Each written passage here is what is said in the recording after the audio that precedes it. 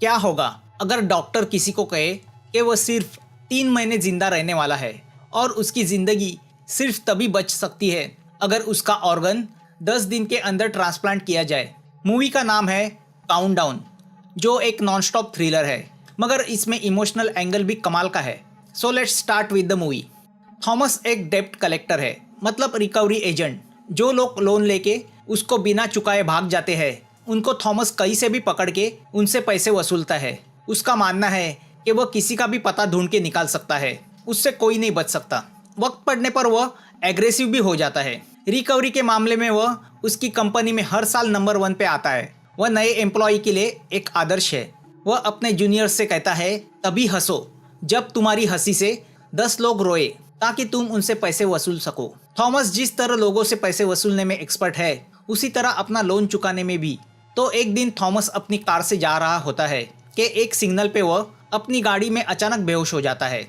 जब उसे हॉस्पिटल पहुंचाया जाता है तो उसे डॉक्टर से पता चलता है कि उसे लीवर का कैंसर है और वह इस स्टेज तक फैल चुका है कि उसकी सर्जरी करके कोई फायदा नहीं। डॉक्टर थॉमस से कहते हैं कि उसके पास सिर्फ 3 महीने हैं। थॉमस डॉक्टर पे बहुत गुस्सा होता है। डॉक्टर उसे कहते हैं, इस पर एक ही होप है, लीवर ट्रांसप्लांट, मगर डोनर मिलना बहुत मुश्किल है। अगर फैमिली में से ही किसी का ऑर्गन मिल जाए तो उसका ऑपरेशन का सक्सेस रेट भी ज़्यादा होगा। थॉमस के माँ बाप बूढ़े और डिसेबल है, तो उसका 10 साल का बेटा मर चुका है, मगर वह कैसे मरा थॉमस को याद नहीं, क्योंकि उस वक्त वह सदमे में था। डॉक्टर ने उसे उस वक्त ये कहा था कि ब्रेन पे ज़्यादा प्रेशर आने पर कुछ मेमोरीज इरेज हो जाती है। थॉमस उन मेमोरीज को डेस्परेटली वापस लाना चाहता है। वह जानना चाहता है कि उसके लड़के के साथ उस दिन क्या हुआ। वह कई बार अपने उस पुराने घर जाके अपने लड़के बॉबी को याद करता है, ताकि कहीं से उसकी मेमोरी वापस आए, मगर उसकी मेमोरी वापस नहीं आती। एक दिन उसे उस पुराने घर के ड्रॉअर में उसके बच्चे की ऑडियो कैसेट मिलती है, जो वह साथ में लेके आता है। अब थॉमस फैसला करता है कि चूंकि उसके पास सिर्फ 3 महीने बचे हैं, तो वह अपने जॉब से रिजाइन कर देगा। वह रात को अपने बॉस के घर जाता है और उसे अपना रेजिग्नेशन लेटर देता है और उसे एक जोर का पंच मार के अपनी बहुत दिनों की भड़ास भी निकालता है। अब थॉमस लीवर ट्रांसप्लांट करने का फैसला करता है, मगर उसके खून का कोई बचा नहीं है जो उसे लीवर डोनेट करे। तो उसके दिमाग में एक ज़बरदस्त आइडिया आता है।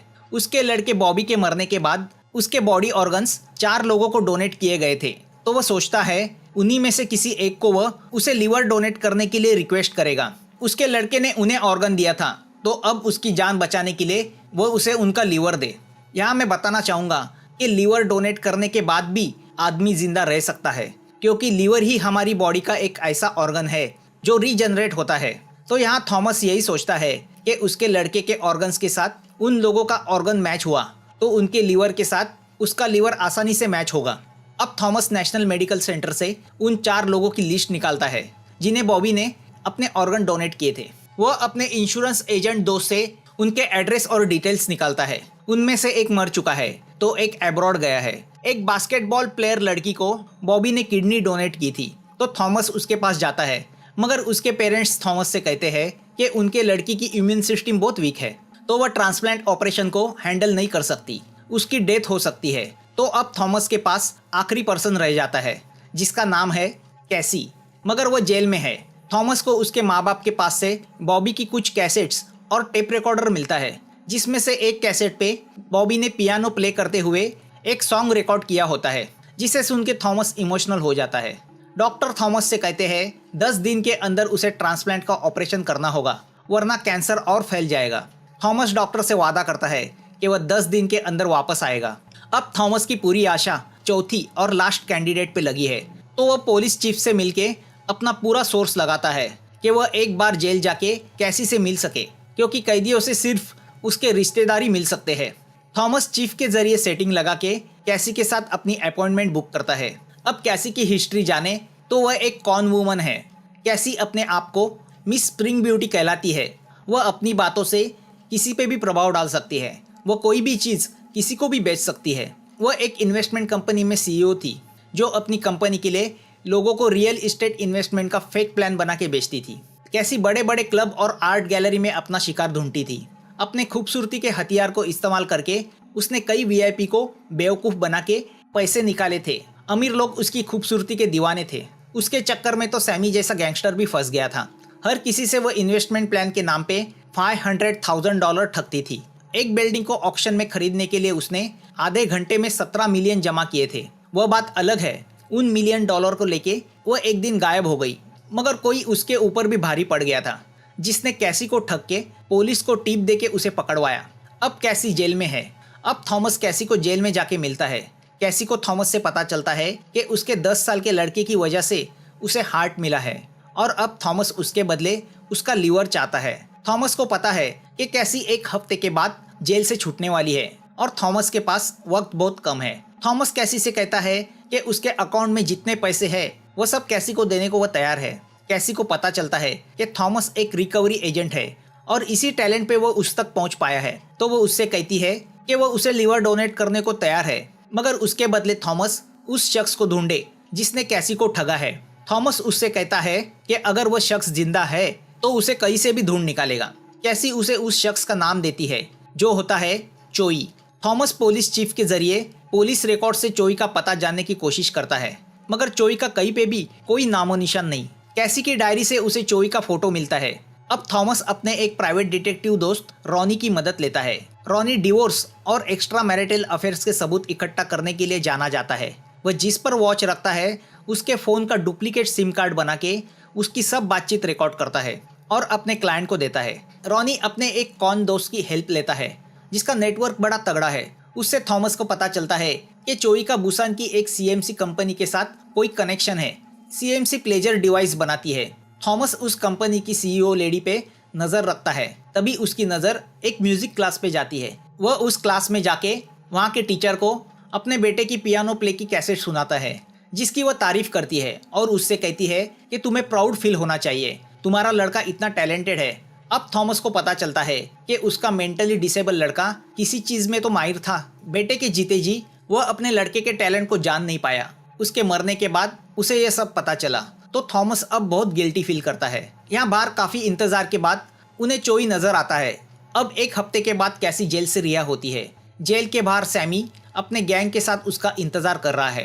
कैसी को इस बात का पता है तो वह अपने कपड़े किसी और कैदी के साथ एक्सचेंज करती है। सैमी उसी लेडी को कैसी समझ के उसकी कार का पीछा करता है, तो यहाँ कैसी थॉमस की कार में बैठ के निकल जाती है। उस लेडी को पकड़ने के बाद सैमी को पता चलता है कि कैसी ने उसे बेवकूफ़ बनाया, मगर तभी वह थॉमस की कार में छुपी कैसी को देख ही लेता है। अब सैमी से बचने के लिए कैसी थॉमस को कार भगाने को कहती है। वह उससे कहती है कि अगर सैमी ने मुझे पकड़ लिया तो लीवर को भूल जाओ। तो अब थॉमस कार को भगाता है। सैमी अपनी कार से उनका पीछा करने लगता है। काफ़ी लंबी कार चेस के बाद थॉमस सैमी को झांसा देने में कामयाब होता है। कैसी थॉमस से पूछती है कि क्या उसने चोई को खोज लिया है, तो थॉमस कैसी को चोई का एड्रेस देता है। कैसी का थॉमस को मदद करने का कोई इरादा नहीं होता, उसे सिर्फ चोई से अपने पैसे निकालने हैं। तो वह थॉमस से पीछा छुड़ाने के लिए अचानक बीमार होने का बहाना बनाती है। थॉमस उसके लिए दवाई लेने कार से उतर के फार्मेसी शॉप जाता है और मौका देख के कैसी थॉमस की कार को चुरा के वहाँ से भाग जाती है। बेचारा थॉमस उसका पीछा करने के लिए एक बस में चढ़ जाता है, मगर वो बस के अंदर ही बेहोश होकर गिरता है। उसे उस दिन के विजन्स आने लगते हैं जिस दिन उसका लड़का बॉबी मर गया था। यहाँ सैमी कैसी के भाग जाने की वजह से पूरी तरह बौखला गया है। वह अपने आदमियों को थॉमस की कार ढूंढने को बोलता है जिसका नंबर उसने नोट किया है। दूसरी ओर कैसी थॉमस का क्रेडिट कार्ड इस्तेमाल करके अपने लिए कपड़े खरीदती है। यहाँ चोई ने अपनी बेईमानी का धंधा आगे चालू रखा है। इस बार भी वो वही खेल खेल रहा है जो वह कैसी के साथ खेल चुका था। दरअसल चोई ऐसा मास्टरमाइंड है जो पहले एक कंपनी फॉर्म करता है, फिर वह अपने एम्प्लॉय को इनकरेज करके फ्रॉड के जरिए लोगों से पैसे ऐंठता है। वह इस तरह से डेटा बनाता है कि सभी को लगता है कंपनी की सीईओ ने फ्रॉड किया है।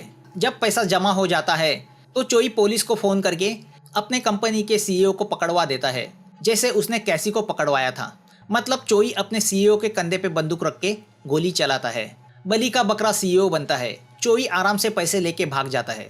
चोई की यह सब चाल कैसी जान चुकी है, तो वह एक पब में चोई के डेटा मैनेजर को लुभाती है और उससे एक्सेस कार्ड चुरा के डेटा रूम में एंट्री करती है और चोई के पूरे काले कारनामों का डेटा अपने पेन ड्राइव पे ट्रांसफ़र करके उसका फ़ोटो चोई को भेजती है। वो चोई को ब्लैकमेल करती है कि उसे $10 मिलियन के बॉन्ड चाहिए, वरना वह डेटा पुलिस को दे देगी। वो उससे कहती है कि कल 3 बजे तक उसकी बताई जगह पे वह बॉन्ड उसे मिलने चाहिए।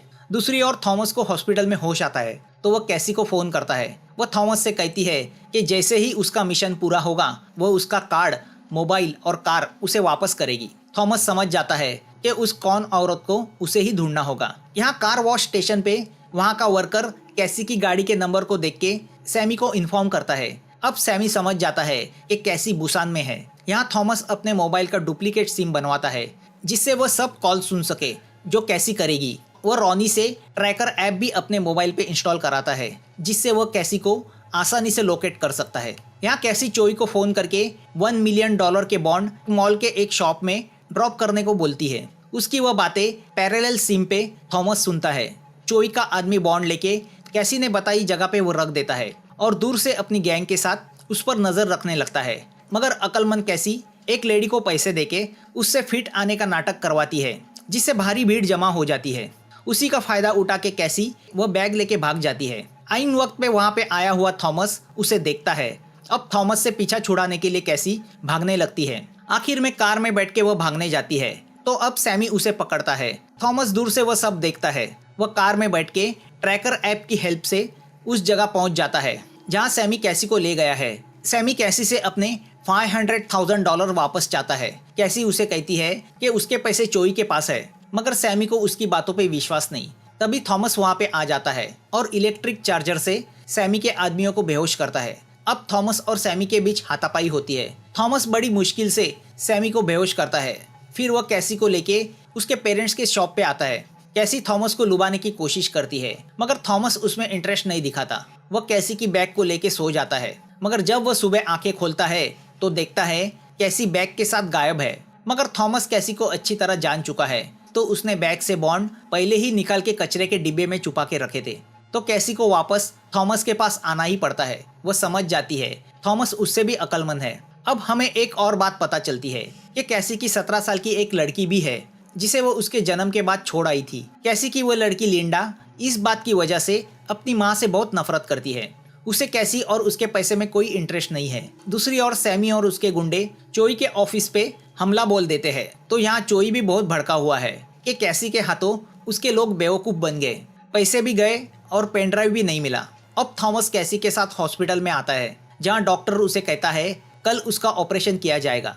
थॉमस कैसी के बॉन्ड एक सेफ में रखता है जो पासवर्ड प्रोटेक्टेड है। वह कैसी से कहता है जब ऑपरेशन हो जाएगा उसे उसके पैसे वापस मिलेंगे। अब दोनों हॉस्पिटल में एडमिट होते हैं। कैसी बॉबी का कैसेट प्लेयर ऑन करती है जिस पर बॉबी की आवाज़ है। वह थॉमस को उसके बेटे बॉबी के बारे में पूछती है तो थॉमस फ्लैशबैक में चला जाता है। थॉमस का लड़का जो मेंटली डिसेबल है तो उसकी हरकतें थॉमस को इरिटेट करती रहती है। पत्नी की मौत और बेटे की इस हालत ने थॉमस को शराब में डुबो दिया है जिसका गुस्सा वह अपने मासूम बेटे पे निकालता रहता है। वह सब याद आते ही थॉमस मायूस होता है। दूसरी ओर चोई कैसी की लड़की को किडनैप करता है और उसे फ़ोन करके बॉन्ड लेके पोर्ट पे बुलाता है जहाँ पे उसने अपने भागने की तैयारी भी करके रखी है। कैसी जानती है कि थॉमस उसे बॉन्ड नहीं देगा तो वह बिना पैसे लिए ही चोई से मिलने जाने लगती है। थॉमस समझ जाता है कि अगर चोई पैसे छोड़ के जा रही है तो उसकी ज़रूर कोई बड़ी वजह है। तो अब वह एक प्लान बनाता है। यहाँ सैमी चोई का पता जानने के लिए डेस्परेट हुआ है। उसने चोई की सीईओ को उठवाया है और अब वो उसे चोई का पता जानने के लिए टॉर्चर कर रहा है कि तभी थॉमस कैसी के साथ सैमी के पास आता है और उससे कहता है कि अगर उसे चोई से पैसे चाहिए तो वो कैसी को चोई के हवाले करके उसके बदले अपने पैसे वसूल कर सकता है। चोई उसे कैसी के बदले $1 मिलियन भी देगा। अब पैसे की लालच में सैमी थॉमस के प्लान में शामिल होता है। थॉमस चीफ इंस्पेक्टर को फोन करके बताता है कि सीएमसी स्कैम का स्कैमर चोई पोर्ट से भागने की कोशिश में है। बहुत लोगों की जान भी खतरे में है तो वह जल्द पोर्ट आके उन्हें बचाए। अब थॉमस बॉन्ड लेके पोर्ट जाता है। वो चोई से कहता है कि अगर उसे बॉन्ड चाहिए तो वो लिंडा को छोड़ दे। चोई को सिर्फ बॉन्ड नहीं बल्कि कैसी भी चाहिए जिससे उसे अपना हिसाब चुकता करना है। तो वह अपने आदमियों को थॉमस को मारने का ऑर्डर देता है। मगर जैसे ही चोई का बॉडीगार्ड उसे मारने जाता है पीछे से सैमी अपनी गैंग के साथ आता है। वो चोई से अपने पैसे मांगता है तो चोई उससे कहता है कि पैसे तो थॉमस की बैग में है। थॉमस सैमी से कहता है कि बैग में $10 मिलियन है, जिसको मिल जाए उसका नसीब। इतना कह के वो बैग को दोनों के बीच रखता है। अब बैग के लिए सैमी और चोई के आदमी के बीच फाइट शुरू होती है। कैसी अपनी लड़की लिंडा को छुड़ाने चोई की ओर भागती है तो चोई उसे भी बंदी बना के अपने साथ बोट पे लेके जाता है। थॉमस उनके पीछे बोट की तरफ भागता है। बोट पोर्ट से जाने लगती है तो थॉमस बड़ी मुश्किल से नेट के सहारे बोट पे चढ़ जाता है और चोई के आदमियों को मार के कंट्रोल रूम में जाके बोट के इंजन कंसोल को तोड़ देता है, जिससे बोट रुक जाती है। चोई ने कैसी और लिंडा को बोट के फ्रीजर में बंदी बना के रखा है। दोनों वहां से निकलने की कोशिश करती है कि तभी वहां पे थॉमस आता है, मगर इसके पहले कि थॉमस कुछ करे, चोई का बॉडीगार्ड उसकी पिटाई करता है। चोई थॉमस को अनकॉन्शियस करता है और टेप रिकॉर्डर ऑन करके चला जाता है, जिसमें उस आखिरी दिन की रिकॉर्डिंग है। थॉमस फ्लैशबैक में चला जाता है जब बॉबी पियानो बजा रहा होता है, मगर थॉमस इस मूड में नहीं है कि वह यह सब बर्दाश्त करे। तो वह बॉबी के पियानो को सुन के उस पर गुस्सा होता है और उससे कहता है कि मैं तुम्हारी वजह से चाहकर भी खुद को खत्म नहीं कर सकता। वो उसे पागल बोल के घर से निकल के कहीं मर जाने को बोलता है। डैडी के मुंह से वह पागल शब्द सुन के बॉबी बहुत हर्ट होता है और वह उसी हालत में घर से बाहर निकलता है। उसके जाते ही थॉमस को अपनी गलती का एहसास होता है और वह उसे खोजने उसके पीछे निकलता है। उसके कानों में बॉबी के शब्द गूंज रहे हैं, डैडी मैं पागल नहीं हूँ। थॉमस को आता देख बॉबी एक जगह चुप जाता है, तो वहाँ का एक कुत्ता चेन तोड़ के उसके पीछे लग जाता है। अब बॉबी कुत्ते से बचने के लिए डैडी को पुकारता हुआ भागने लगता है। थॉमस अनकॉन्शियस हालत में उसकी आवाज की तरफ जाने लगता है। बॉबी भागते हुए रिवर के पियर पे आता है और पियर की टूटी लकड़ी से नीचे पानी में गिरता है। थॉमस पियर पे आता है तो उसे नदी के पानी में पड़ा हुआ बेहोश बॉबी दिखाई देता है, मगर उसका दिमाग प्रेशर की वजह से एक अनकॉन्शियस स्टेट में चला गया है और उसकी मेमोरी भी धुंधली हो गई है। वह बॉबी को देख के यही सोचता है कि अगर वह मर रहा है तो यही ठीक है, उसकी जिंदगी से बॉबी का जाना ही उसके लिए ठीक है। थॉमस बॉबी को बिना बचाए वहां से चला जाता है। बेचारा बॉबी मर जाता है। थॉमस की आंखों के सामने वह पूरा वाकयात आ जाता है। उसे एहसास होता है उसने अपने बेटे को मारा है। उसे पछतावा होता है कि वह इतना कैसे स्वार्थी हुआ कि उसने अपने डिसेबल बेटे को मौत की ओर धकेल दिया। वह लड़का जिसका दुनिया में उसके डैडी के सिवा और कोई नहीं था, उसे मरने को अकेला छोड़ दिया। क्या उसका डिसेबल पैदा होना ही उसकी गलती थी? आखिर खून तो वह थॉमस का ही था। यहाँ चोई कैसी से बदला लेने के लिए लिंडा को उसकी आंखों के सामने पानी में फेंकना चाहता है, तो वह लिंडा को नशे का इंजेक्शन लगाने जाता है, तो लिंडा उसके हाथों को काटती है। कैसी नशे का इंजेक्शन चोई को चुभोती है। गुस्से से चोई लिंडा को पानी में फेंकता है, तो कैसी उसे बचाने के लिए पानी में छलांग लगाती है। वह लिंडा को बचाने की कोशिश करती है कि तभी थॉमस लड़खड़ाता हुआ डेक पे आता है। उसे लिंडा की जगह अपना बॉबी डूबता हुआ नजर आता है, तो वह लाइफ बॉय लेके पानी में जंप करता है और लिंडा को बचाता है। मगर जब वह खुद अनकॉन्शियस होके पानी के नीचे जाने लगता है तो कैसी उसे बचाती है। दूसरी ओर चोई भागने की कोशिश करता है, मगर नशे के इंजेक्शन की वजह से वो बोट में बेहोश होकर गिरता है। तभी वहाँ पे पुलिस आ जाती है। वह थॉमस और कैसी को पानी से बाहर निकालती है। चोई और सैमी को अरेस्ट किया जाता है, मगर थॉमस अब शॉक में चला जाता है। उसकी जुबान पे एक ही बात है, मैंने मेरे बेटे बॉबी को मारा। उसे एम्बुलेंस से हॉस्पिटल ले जाने लगते हैं, तो कैसी उसके हाथ में बॉबी का टेप रिकॉर्डर देती है। थॉमस को हॉस्पिटल लाया जाता है। थॉमस अपने मुंह से ऑक्सीजन मास्क हटा के उस हालत में टेप रिकॉर्डर ऑन करता है। उसे उसका बेटा सामने दिखने लगता है। वो यही सोचता है कि वह जिंदगी भर अपने बेटे को आयरन ही समझते आया, मगर उसका एंजल बेटा आयरन ही नहीं है, बल्कि वो खुद है। अब उसकी आखिरी इच्छा एक ही होती है, अपने बेटे से मिलके उसे सॉरी बोले। थॉमस का दिमाग हमेशा के लिए अनकॉन्शियस स्टेट में चला जाता है। डॉक्टर थॉमस को ब्रेन डेड डिक्लेयर करते हैं। थॉमस ने अपनी बॉडी ऑर्गन्स डोनेट किए होते हैं, तो उसकी आखिरी इच्छा के अनुसार उसके ऑर्गन्स निकाले जाते हैं। थॉमस की स्टोरी से कैसी की आंखें भर आती है। जाते जाते थॉमस कैसी को एक सीख देके गया था। कैसी अपनी बेटी को अपनाती है। कैसी और लिंडा दोनों थॉमस के मेमोरियल जाते हैं और एक दूसरे का हाथ पकड़ के नई जिंदगी की ओर बढ़ती है। मूवी यहाँ खत्म होती है। इस फिल्म की डिटेल्स आपको मेरे टेलीग्राम चैनल पे मिल जाएगी। इस मूवी की एक्सप्लेनेशन आपको पसंद आई हो तो प्लीज़ कमेंट करना, लाइक करना और सब्सक्राइब ना किया हो तो प्लीज़ सब्सक्राइब करना। Thanks for watching. फिर मिलेंगे एक नई मूवी के साथ।